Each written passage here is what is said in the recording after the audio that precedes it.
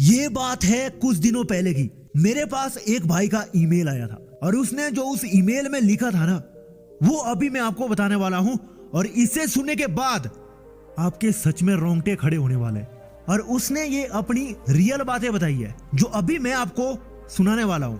तो इस वीडियो बनाने का मकसद मेरा सिर्फ इतना ही है कि आप लोगों के साथ ऐसा ना हो और भूल कर भी ऐसी गलती ना करें। क्योंकि अभी जो रोंगटे खड़े होने वाले हैं ना आपके, उसके बाद आप खुद सोचेंगे। इस भाई ने जो लड़कियों के साथ किया है ना, उसकी वजह से ये पूरी तरह से बर्बाद हो चुका है।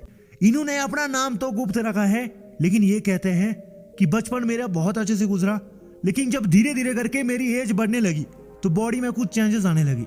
और ये बात स्कूल टाइम की है, जब मैं 13 साल का था। उस वक्त से मैंने वो गलत काम करना शुरू कर दिया था और इसी वजह से धीरे धीरे करके मेरी सोच लड़कियों के प्रति बहुत गंदी होती गई। आकर्षण बढ़ता गया, फिजिकल अट्रैक्शन बहुत बढ़ता गया। और मेरी कोई गर्लफ्रेंड नहीं थी, मैं सिंगल था। इसकी वजह से मुझे बहुत तड़पन होती थी कि मेरे पास कोई कुछ क्यों नहीं है। और ये कहता है कि मेरी ये आदत इतनी ज्यादा बढ़ गई कि मैं अकेले में तो गलत काम करता था, लेकिन अब मुझे कोई गर्लफ्रेंड चाहिए। तो उसे अपनाने के लिए मैं एक गलत तरीका यूज करता था, और वो ये है कि जब मैं स्कूल में था, किसी लड़की को देखता था, अगर वो भी मुझे देखे तो मैं अपना लिंग को पकड़कर उसे इशारा देता था। और ऐसे मैंने एक लड़कियों के साथ नहीं, बल्कि कोई गिनती नहीं है कि कितनों के साथ ऐसा किया है। और यहां तक कुछ लड़कियों ने मुझे थप्पड़ भी मारे, मारपीट भी बहुत ज्यादा हुई, लेकिन मैं नहीं सुधरा। ये तो छोटी सी बात है। इसके बाद भाई जो मैं आपको बताने वाला हूं, इस भाई ने जो कहा है वो तो इससे भी ज्यादा रोंगटे खड़े कर देगा। ये भाई कहता है, मुझे ना रात को अच्छे से नींद आती है, ना किसी काम में मन लगता है, ना पढ़ाई में मन लगता है।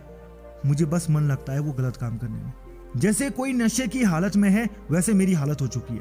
नशे में कोई इंसान जो हरकतें करता है, वैसे ही हरकत अब मैं भी करने लगा हूँ। ये बात आज से 6 महीने पहले की है। मैं किसी शादी समारोह में जा रहा था। वहां पर बहुत सारी लड़कियां थी जो बहुत अच्छी थी, और मुझे उनको देखकर बहुत ज्यादा अट्रैक्शन होने लगा। मेरे अंदर इतनी हिम्मत तो नहीं थी कि उनसे बात करूं, लेकिन मैं उनके सामने गया और उनको बैग से पकड़ दिया, किसी को हाथ से पकड़ने लगा, वो भी बिना पूछे, बिना वजह।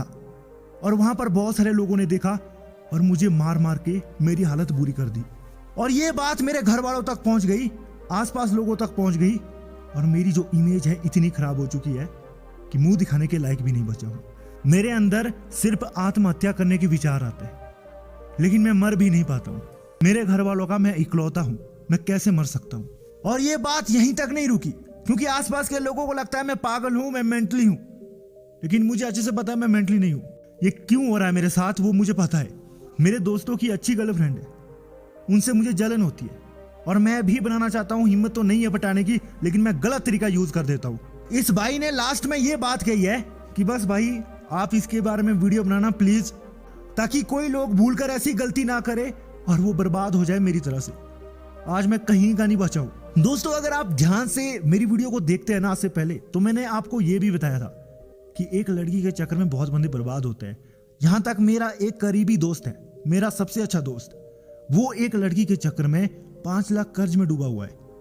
उसके घर वाले गरीब है, फिर भी उसने कर्ज में डुबा दिया। इस भाई को मैं क्या बोल सकता हूं, इसको सजा तो मिलेगी ना। क्योंकि देखो, हमारी बॉडी में ऐसा होता है, टाइम के साथ ऐसा बदलाव आने लगता है, ये अप डाउन चलता रहता है बॉडी में। लेकिन इसका मतलब ये नहीं है कि हम हद पार कर दे। अब हम लोग कहते हैं ब्रह्मचर्य पालन करो, लेकिन ऐसे लोग कैसे कर पाएंगे जिनसे भाई कुछ कंट्रोल ही नहीं हो पा रहा है, जो खुलेआम किसी लड़की के साथ पता नहीं क्या कर रहे हैं। इनकी क्या इज्जत होगी यार। आप लोगों से यही गुजारिश है, अगर आपके अंदर भी ऐसे ख्याल आते हैं, ये सबके साथ होता है यार, किसके साथ ऐसा नहीं होता है। तुम जिसे चाहते हैं, जिसे पाना चाहते हैं, पता नहीं बहुत कुछ होगा आपके साथ, लेकिन एक बार ये सोचो यार कि तुम्हारे लिए कोई ना कोई है। उससे पहले इतनी तो हिम्मत रखो कि मुझे कुछ करना है, ये फालतू काम नहीं करना है, इसके लिए जिंदगी पड़ी हुई है।